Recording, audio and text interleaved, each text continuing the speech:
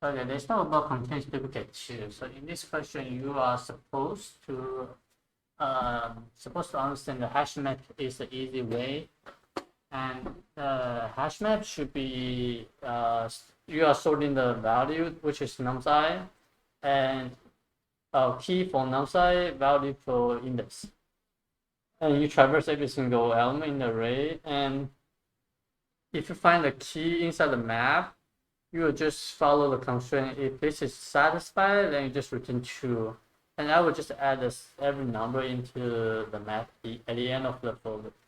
So this is pretty straightforward. Let's talk about using a HashSet.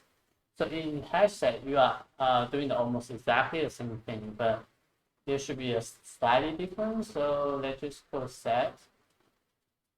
And okay, let's see. So you need to satisfy this constraint, right? So basically, it's two pointer. One is I, the other one is k, but you only store the value in between I and k, and not including k, not including k. So what do you mean? So I would say whatever I add, I will find first. So if I greater than k, I will remove the element from set, right? So I minus k and minus 1 because the index, right?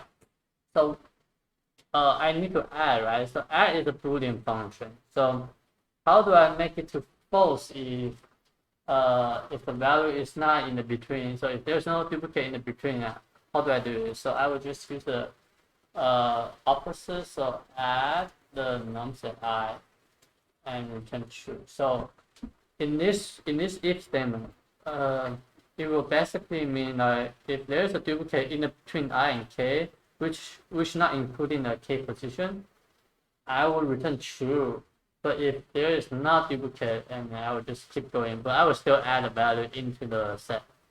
So in this example, it's definitely return false because when k equal to 0, 1, 2, 3, so 3 is greater than k, right? So 3 is greater than 2 in this example. So I will just make sure I will delete the value at index 0, 3 minus 2 minus 1, right?